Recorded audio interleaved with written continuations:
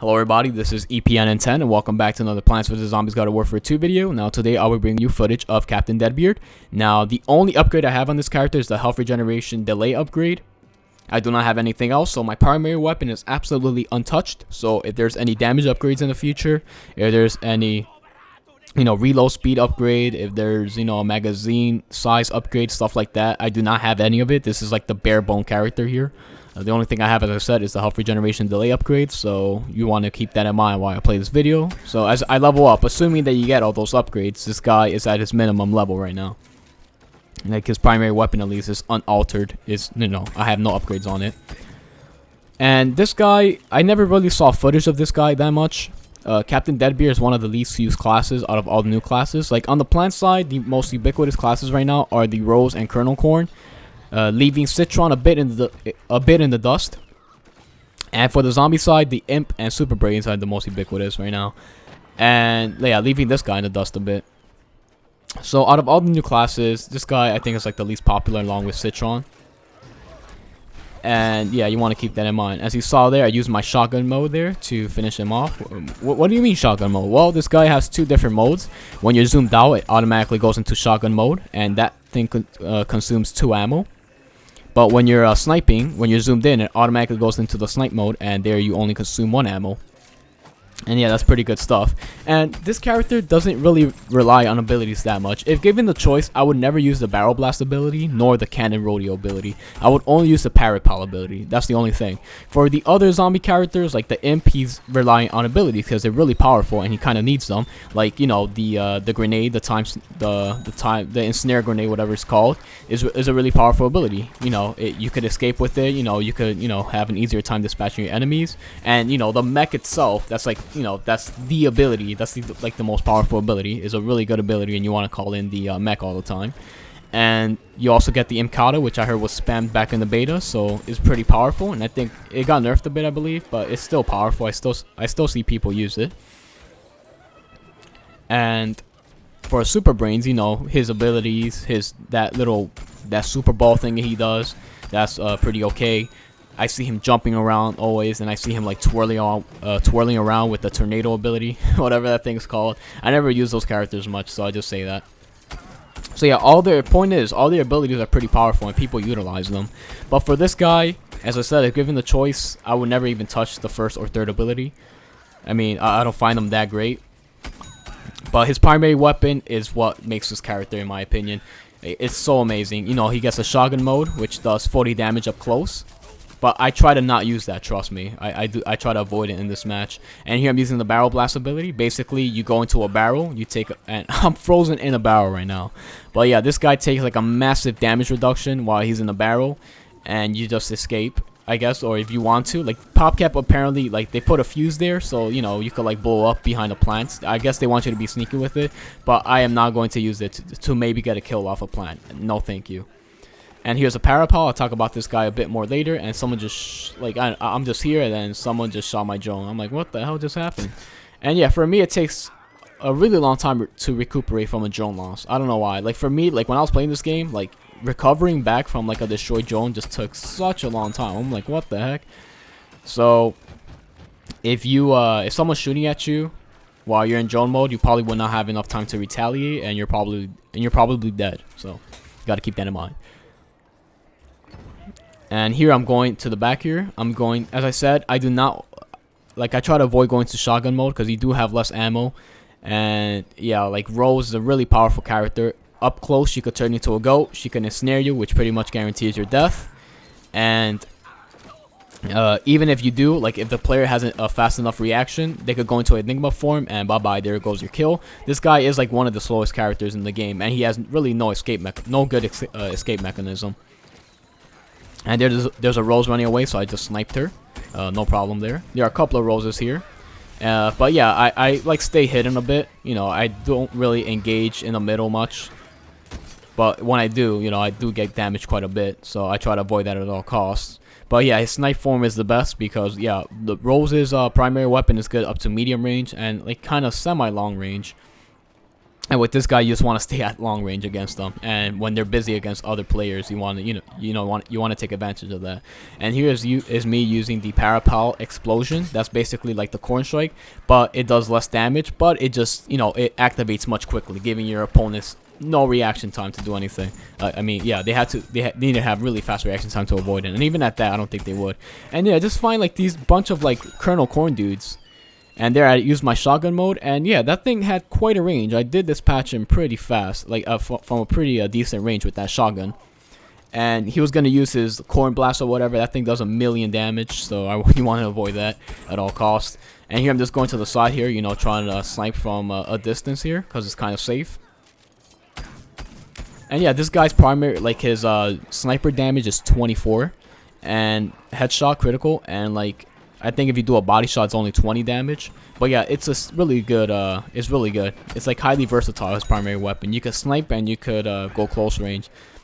But as I said, you do not want to go close range. I mean, it does do 40 damage, so it could kill Citron in 5 shots exactly, and that's pretty sweet. But you want to get that sneak attack on him at least. Like when Citron has a ton of HP, and if you want to minimize your damage, you want to sneak behind him with the shotgun. And yeah, probably you could dispatch him before he could do anything or do much damage to you. But Rose, and here I get an awesome explosion kill. As you saw there, it's like a bunch of 20 damage stuff like that, but it activates much quicker, and it gives your opponents like no time to react. And I really like that. So here our guard is getting taken over. It's like the last 20 seconds or so, 23 seconds, and bam, we get captured. And here, let me talk about the barrel blast. Now, I use it here to escape, but as you saw, like I do not see any movement bonus. Basically, there's 2 phases to the barrel blast. The first phase is like you have like barrel power, which is basically you go regular speed, and it basically gives you time to like, I don't know, like go up to your opponent or sneak around them and stuff like that. It basically helps you plan out the attack, but you could skip this phase. If you hold down the left mouse button or your equivalent on the consoles, like it skips this phase, and then it goes to the second phase, which is like when the fuse is coming out. And basically you cannot control how long it takes. It basically takes a fixed amount of time, and basically here is when you gain the movement speed bonus, and then you blow up after a while, after the fuse is gone, after the fuse is done. So yeah, but I really do not see any uses for this ability right now. Well, I do see a couple of uses, but yeah, I would not use it. I would not go up to like a group of roses to trying to kill them in a barrel, because I did that before and it ended up really ugly for me. And here the plants are coming from both ways. I am getting shot from both sides here. And yeah, there's these chompers here. But yeah, do you guys know, like, I never really tried it here. Look at this guy. That's an armored chomper, I believe. What the hell is that doing here? But yeah, like let's talk about the cannon rodeo now. The cannon rodeo has 6 ammo, and yeah, that's about it. It does 50 damage, direct shot damage, but it's kind of like the tank commander. If you do not get a direct shot, it's over. So if you do not have a clear view of the enemy, you could do some splash damage, but it only does 20. And those shots are kind of slow. It is a cannon, so you assume that it fires pretty slowly, and it kind of does. So it only has 6 shots, and the maximum damage you could deal is 50. So the maximum output of that ability is 300 damage. And if you don't land the direct shot, and this guy tries to beam bomb me, also since this guy takes such a massive damage reduction, right? You could maybe go into barrel mode, I guess, before beam bomb hits you, and you could maybe survive. And as you saw there, like the chomper goes into hidden mode, like he goes into he burrows. And I'm wondering, like, if could a chomper chomp you while you're in barrel blast, or is it like when they chomp an armored zombie and they just break out the shell, and then you break out of that, and then you can shoot him while he's chomping your barrel, while he's chewing your barrel, stuff like that. So as I said about the cannon rodeo ability, I just do not see any uses for it. Like you're basically stationary, and this guy's freaking huge. This guy is, like, he's really tall, and the cannon is really big, and it makes you an easy target. And what are you gonna do? You're gonna risk your life? I would not risk my my life for using the barrel blast. There's only 300 damage, and if you miss once, like, the potential is really bad. So it's like kind of like tank commander. If you don't land direct shot, don't even bother with it, because the damage decreases so much from an indirect shot is ridiculous. So I do not even touch the cannon rodeo. I do not see that ability being necessary at all, and I do not see myself ever using that thing. unless, you know, I'm against AIs or stuff like that. But other than that, I don't think I'd ever use that ability. Same thing with the turret mode for the pea shooter. And this guy's trying to get me with the with that corn blast, but I did see him at the last second.